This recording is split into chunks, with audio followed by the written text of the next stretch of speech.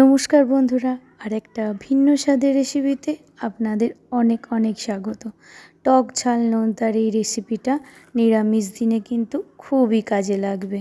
তো চলুন ঝটপট দেখে নিই নিরামিষ এই রেসিপিটা কিভাবে আমি বানালাম ঘরোয়া উপকরণ দিয়ে।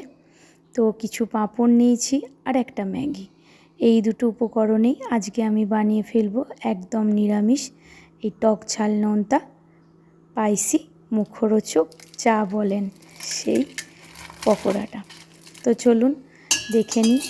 ভালো করে কুড়িয়ে নেবো আমি, একদম মিক্সি জারে ব্লেন্ড করে নিলাম, একদম ডাস্ট করে নেব। ডাস্ট করে নেওয়া হয়ে গেছে, নিয়ে আমি একটা প্লেটে নিয়ে নিয়েছি। ওই প্লেটে যে নিয়ে নেওয়ার পর ম্যাগির যে ম্যাগি মশলাটা ছিল সেটা আমি এর সাথে অ্যাড করেছি।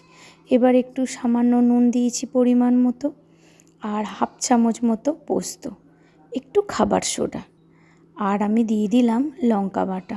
কাঁচা লঙ্কা কুচিয়েও দিতে পারেন, কোনো অসুবিধা নেই। আর আমি এর মধ্যে 2 চামচ লঙ্কা বাটা, 1 চামচ আদা বাটা দিয়েছি। আপনারা চাইলে লঙ্কাটা কুচিয়েও দিয়ে দিতে পারেন। আর 1 চামচ জিরে গুঁড়ো, কিছুটা ধনে পাতা, একটু সামান্য মিষ্টি। এবার পরিমাণ মতো 3 থেকে 4 চামচ বেসন দিয়ে ভালো করে মাখিয়ে নেব।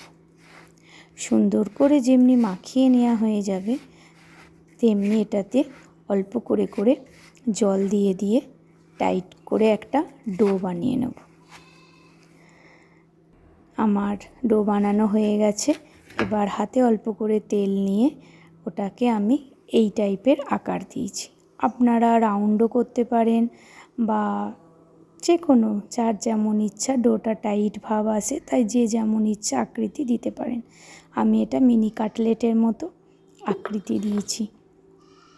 এবার আমি আর একটা কাঁচের বোলে নিয়ে নিলাম 2 চামচ মতো কর্নফ্লাওয়ার, তার সঙ্গে দিলাম সামান্য বিন নুন আর অল্প একটু গোলমরিচ গুঁড়ো।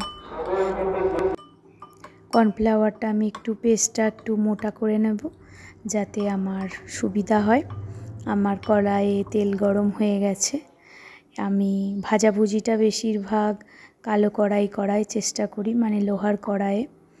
তেলটাও তাড়াতাড়ি তেতে যায় আর করতেও আমার খুব ভালো লাগে। এবার আমি একটা করে কর্নফ্লাওয়ারে চোবাচ্ছি আর ভাজছি। বন্ধুরা যারা আমার চ্যানেলে নতুন তারা অবশ্যই আমার চ্যানেলটাকে ফলো করে দেবেন।